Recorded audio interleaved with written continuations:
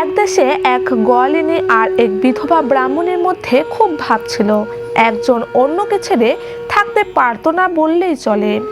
ব্রাহ্মণীর শুধু একটি মাত্র মেয়ে ছিল আর গোয়ালিনীর ছিল এক ঘর ছেলে মেয়ে। একদিন এক ভিক্ষুক ব্রাহ্মণের বাড়িতে এসে দেখলো যে ব্রাহ্মণী তার মেয়েটিকে নিয়ে বসে আছে। তাদের দেখে ভিক্ষুক বলল, মা, তোমার এমন সুন্দরী মেয়ে, কিন্তু ওর ভাগ্য তেমন ভালো নয়। আমি ওর কপাল দেখে বুঝতে পারছি যে ওর কপালে বৈধব্য যোগ লেখা আছে। ব্রাহ্মণী তখন ভিক্ষুকের পায়ে পড়ে বললেন, আপনি যখন আমার মেয়ের কপাল দেখে ওর বৈধব্য যোগের কথা জানতে পেরেছেন, তখন তার প্রতিকার কিছু আছে কিনা, আর কি তার প্রতিকার তাও আপনি নিশ্চয় জানেন। আপনি দয়া করে তাহলে তার প্রতিকারও আমায় বলে দিন। ভিক্ষুক বলল, হ্যাঁ, প্রতিকার আছে। এর প্রতিকার হলো, যদি কেউ মৌনী অমাবস্যার 7টি ব্রত করে থাকে এবং সে যদি সেই ব্রত ফল তোমার মেয়েকে বিয়ের রাতে উৎসর্গ করে দেয়, তাহলে তোমার মেয়ের মরা স্বামী বেঁচে উঠবে। তবে তার একটি বিপদ এই আছে যে সেই ফল যে দান করবে তার কিন্তু অমঙ্গল হবে।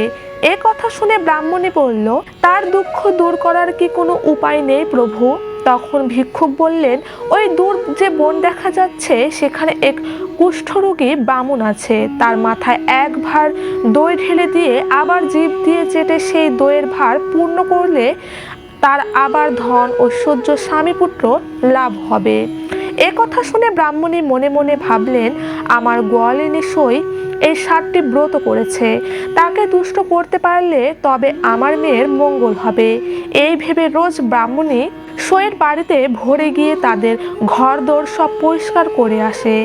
এদিকে গোয়ালিনী ভাবে, রোজ আমার ঘরদোর কে পরিষ্কার করে যায়, আজ তা আমাকে লুকিয়ে দেখতে হবে। এদিকে ব্রাহ্মণী নিত্যদিনের মতো ভোরের বেলায় ঘরদোর সব সেই রকম ভাবে পরিষ্কার করছে।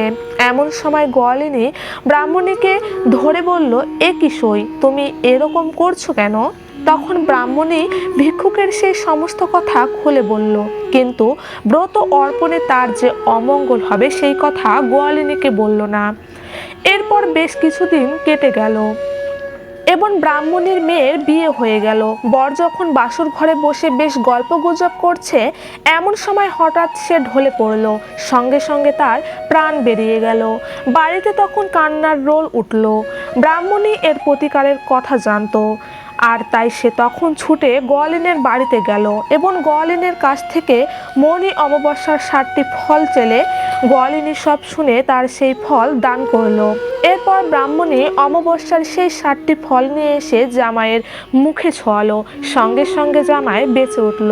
পরের দিন গোয়ালিনী কাঁদতে কাঁদতে ব্রাহ্মণীর কাছে এসে বলল, সই, আমার ছেলে মেয়েরা সবাই মরে পড়ে আছে, এখন কি হবে দিদি? তুমি যেমন করে পারো আমায় রক্ষে করো। ব্রাহ্মণী তাকে কোনো ভয় নেই বলে সান্ত্বনা দিয়ে তখনই এক ভার দই হাতে নিয়ে গোয়ালিনীকে সঙ্গে করে বনের মধ্যে সেই কুঠে রোগীর কাছে গিয়ে সমস্ত দইটা তার মাথায় ঢেলে দিল এবং গোয়ালিনীকে বলল, এবার তুমি সমস্ত দইটা জিভ দিয়ে চেটে তুলে নাও সই। গোয়ালিনী কোনো কিছু মনে না করে আর ঘেন্না না করে সমস্ত দইটা জিভ দিয়ে চেটে তুলে নিল। সঙ্গে সঙ্গে কুঠের রোগ সেরে গেল, সে সুস্থ হয়ে উঠল। কুঠে তখন বলল, আমি তোমাদের ভক্তি কত দূর তাই পরীক্ষা করছিলাম। আমি পূর্ণ ব্রহ্মা নারায়ণ। তোমরা বাড়ি ফিরে যাও, সেখানে গেলে দেখতে পাবে তোমাদের যেমন সংসার ছিল আবার ঠিক তেমনটি হয়ে গিয়েছে। ব্রাহ্মণী আর গোয়ালিনী তখন কুঠেরোগী স্বরূপ নারায়ণের পায়ে পড়ে তার শঙ্খচক্র গদা পদ্মধারী আনন্দময় দিব্যমূর্তি দেখার জন্য তাকে বারংবার মিনতি করতে লাগলো। নারায়ণ তখন চতুর্ভুজ মূর্তি ধারণ করে তাদের দর্শন দিয়ে অদৃশ্য হয়ে গেল। ব্রাহ্মণী আর গোয়ালিনী বাড়িতে ফিরে এসে দেখলো তাদের সাজানো সংসার যেমন ছিল তেমনই আছে। তখন তারা সকলকেই এই ঘটনার কথা জানালো। তখন থেকে দেশে দেশে মৌনী অমাবস্যা ব্রতের কথা চারদিকে প্রচার হতে লাগলো। হরে কৃষ্ণ কৃষ্ণ কৃষ্ণ হরে হরে, হরে রাম রাম রাম রাম হরে হরে।